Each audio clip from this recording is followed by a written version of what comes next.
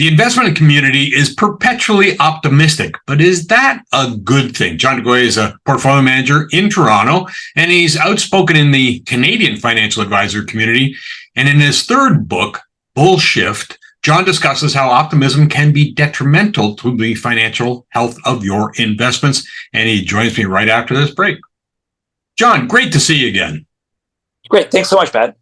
John, a third book, but your principles go back to your first book. And one of the books you've written called Stand Up, you talk about, and the Stand Up stands for scientific training and necessary disintermediation underpin professionalism. So set the stage a little bit. What are you talking about? The simpler acronym would be PDF. People, you know what a PDF file is? Professionals disclose facts.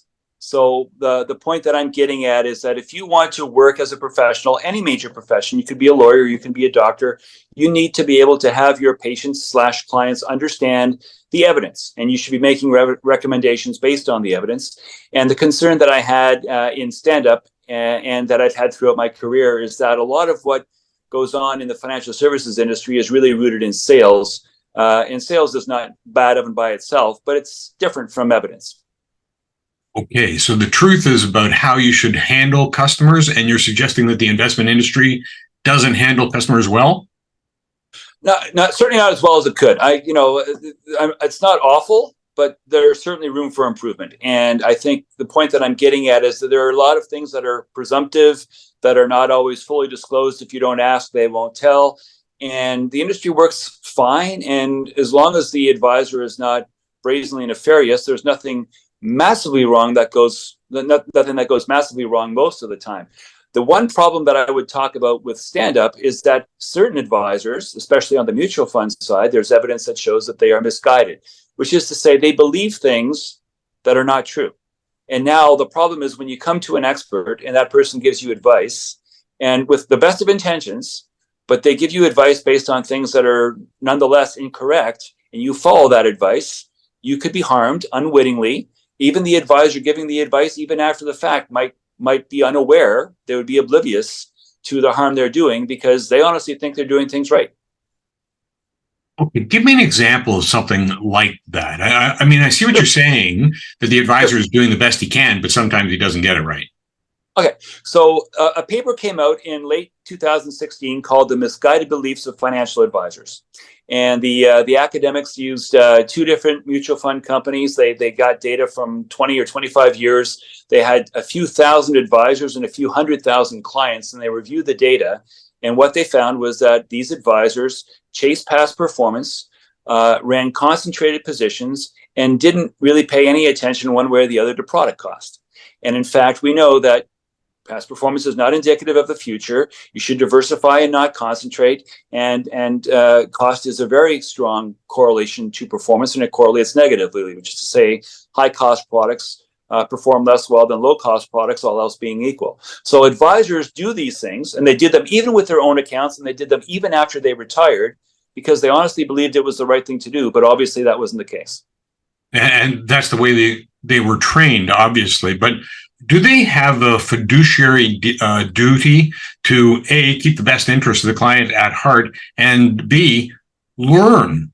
You know, if they're making mistakes and they've been trained to make mistakes, shouldn't they do something about that?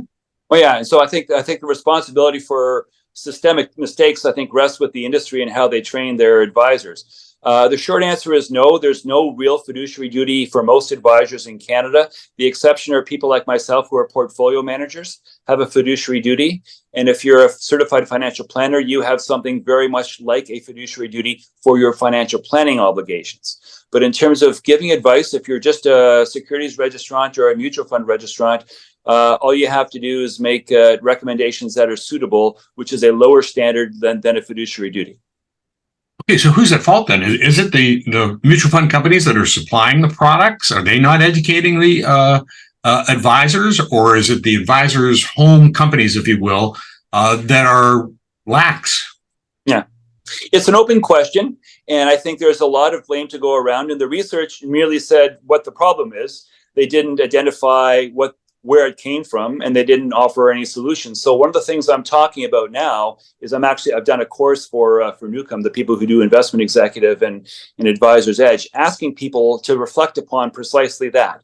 In my opinion, you've hit the nail on the head. It's most likely going to be the product suppliers and the employers of the advisors that are responsible for these misguided beliefs. But that's my hunch. No one has any evidence to support that. No one has any evidence to contradict that. The fact of the matter is, as far as I know, no one can. It's just your story versus mine versus someone else's, because there's no smoking gun evidence to prove anything. And not in defense of the product suppliers, but I know a lot of them out there. They just consider that marketing, don't they? Right, and that's my point from a moment ago. The industry has a culture of sales and not a culture of evidence. And if you're a doctor, you shouldn't be making recommendations for which pill to take based on which pharmaceutical company had a hot sales rep in your office to talk to you last Friday. You should make the recommendation based on which pharmaceutical is best for your circumstance. Similarly, when it comes to investment products, you should recommend the products that are the most suitable for the client. But sometimes, and I don't know if it's only a few of the times or most of the times, or I don't know exactly where the line should be drawn, but sometimes the recommendations that are being made for reasons that are less than empirical reasons. Yeah, but that could be based, and your point going back to sales, it could be based on how the advisors get compensated, and they might get compensated differently depending on the product they sell. Right, and so this is that's another element of the problem. So embedded compensation is a problem all by itself, but the paper with regard to misguided beliefs showed that even though embedded compensation is a real problem in terms of agency and advisors giving advice that's based on the best interest of the client, these other things persist nonetheless.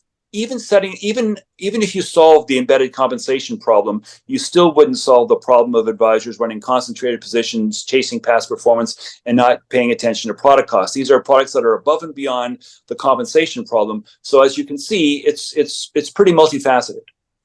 I want to get back to our introduction because we're talking about the investment bias as optimism in this particular case, and you write about it in Bullshift. Walk me through that as well?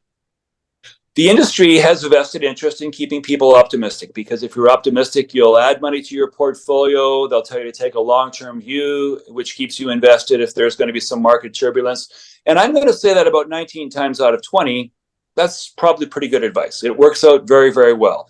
The question that I'm asking in the book is implicitly, and sometimes even explicitly, is what happens that one time out of 20 when we have a really, really bad market and it goes down further than anybody ever experienced or ever anticipated, and it stays down longer than you anticipated? How will you cope?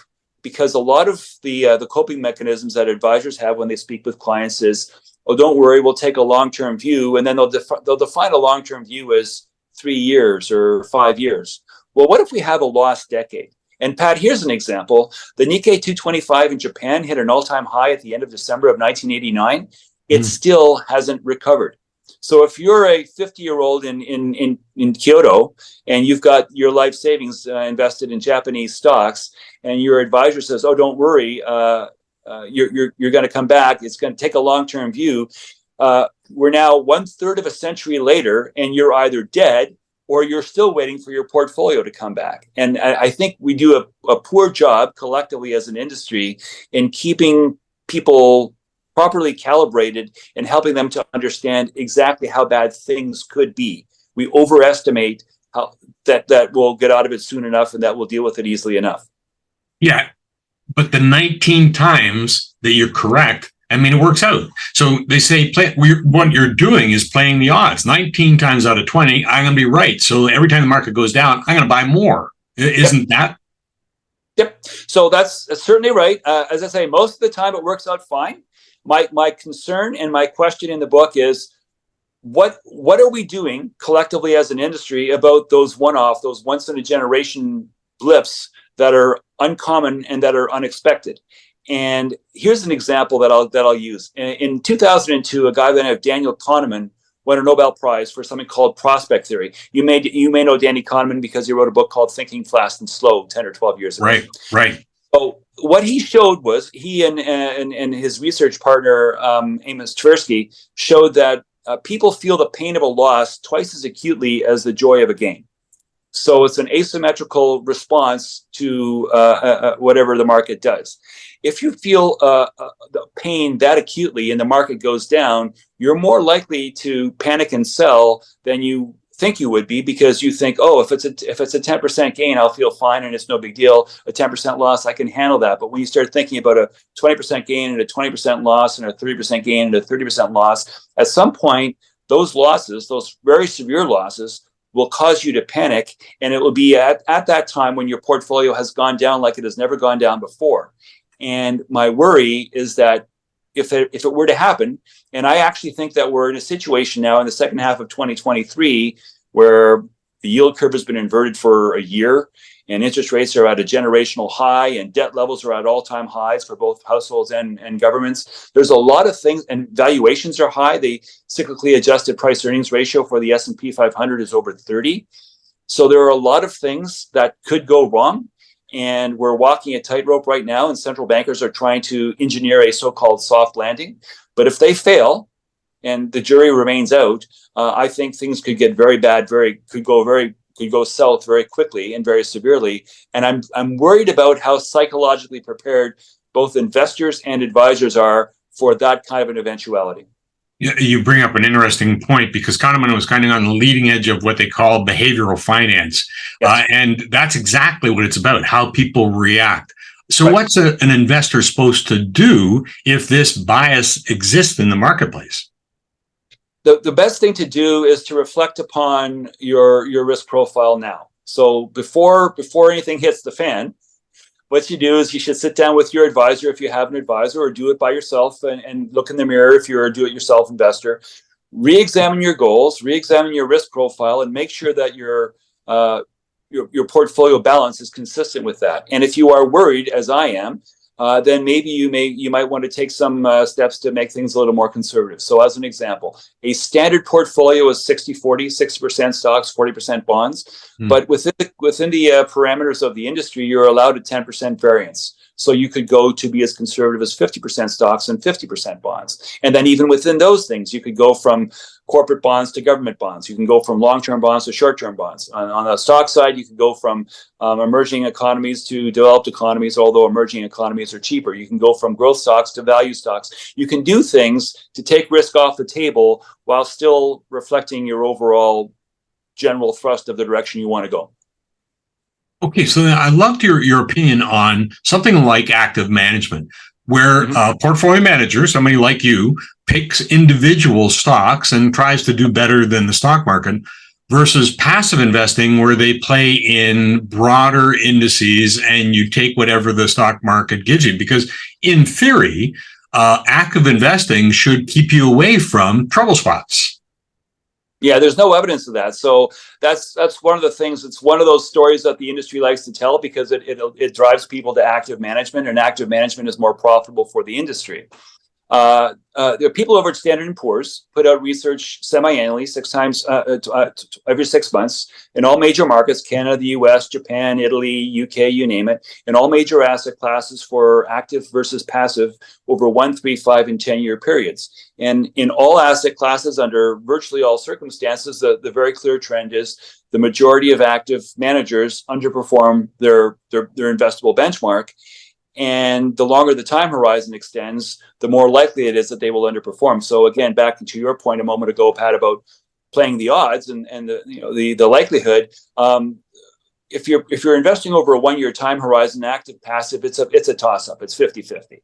But once you start going into 3 years and 5 years, a good rule of thumb is 1 over n, the number of years. So that over 10 years, you only have about a 10% chance of beating a benchmark using an active product, all else being equal. And of course, most people will have 6 or 7 or whatever products in their portfolio. Well, if each of those 6 or 7 has a 1 in 10 chance over a decade, the chance of the total portfolio outperforming its blended benchmark is going to be only 2 or 3%. And of course, if you go 20, 30, 40, 50 years, because the industry says take a long-term time horizon, it rounds to zero. It's not impossible, but it's highly improbable that you'll beat a benchmark, an investable benchmark, if you're using active products. But that's one of those things that it's mathematically demonstrable, but the industry doesn't go out of its way to say that, because saying that explicitly would be bad for business.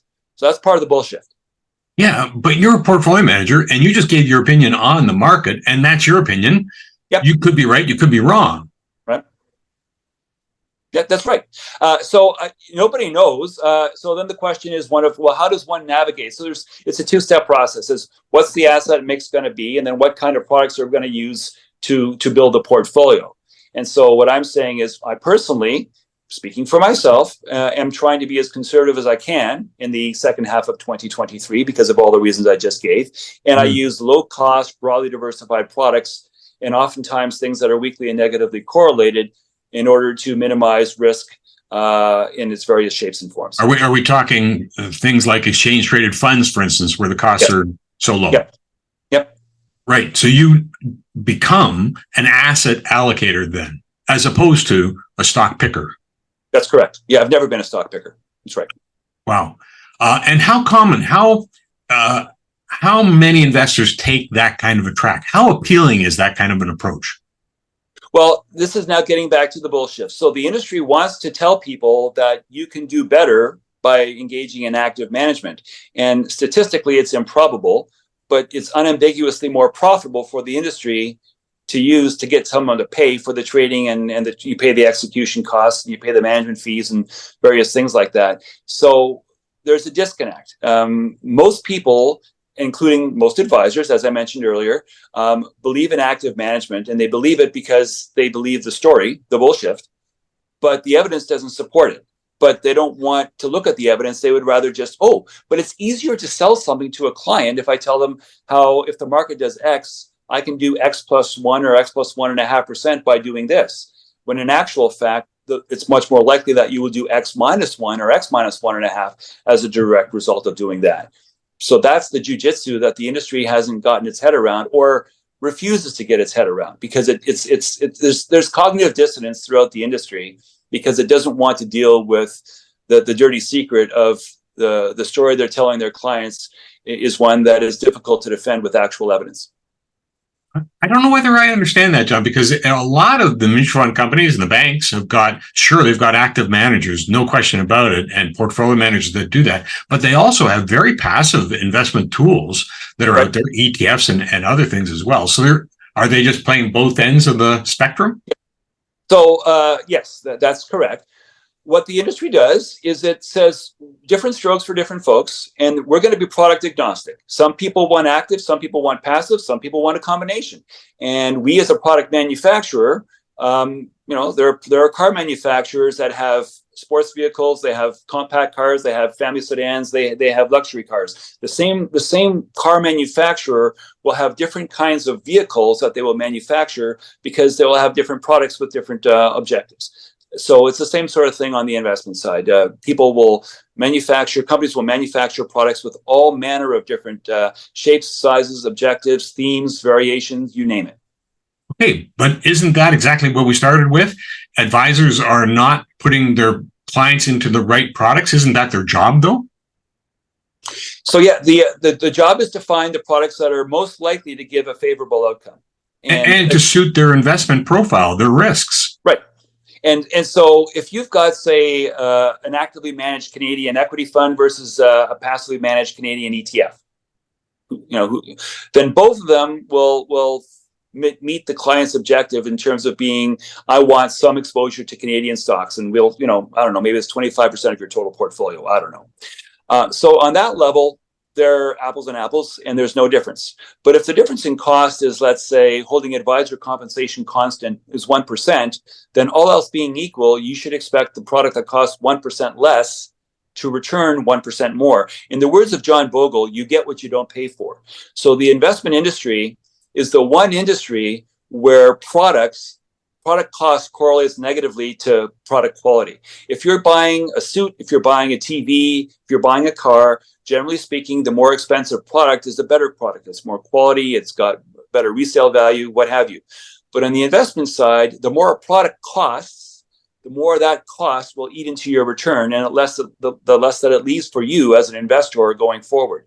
And that perverse difference in terms of what cost represents in the investment side relative to what cost represents in virtually any other retail product is one that most people haven't really got their head around. And the industry is not really working that hard to disabuse people of the pre-existing notion of everything else. If you're buying a computer, if you're buying a credenza, if you're buying a dress, always, in all those other lines of fields of endeavor, the more expensive products are better. So that's what they want you to think for the investment products too.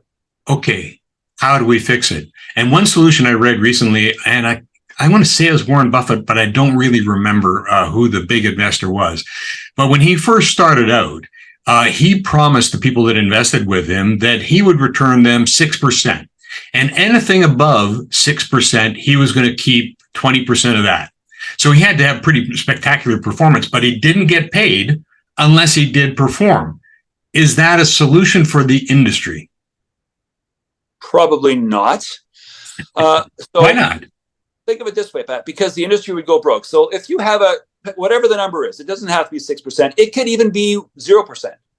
If we have an industry, if we have a prolonged bear market where markets go down for 3 years in a row, that would mean everyone in the business, all the companies, all their suppliers, all their staff, the managers, the executives, the sales reps, none of them would get paid for 3 years because it just so happened out of happenstance that markets went down for 3 years in a row. They can go up for 20 years in a row after that. Doesn't matter. They'd all be out of business because they wouldn't have any money to keep the lights on, having gone down for 3 years in a row. So, and that's even at zero. You don't think they'd follow their own medicine and say, hey, we're in it for the long term? Right. Well, I don't think they would be able to, as any business that doesn't have positive cash flow or doesn't have any kind of positive income over a 3-year time period is unlikely to stay in business for year 4. Yeah, true. No easy fixes, are there, John? No. No, there are not. John, great to chat. My pleasure, Pat. All the best to you. Thanks, you too. John DeGoey, portfolio manager in Toronto.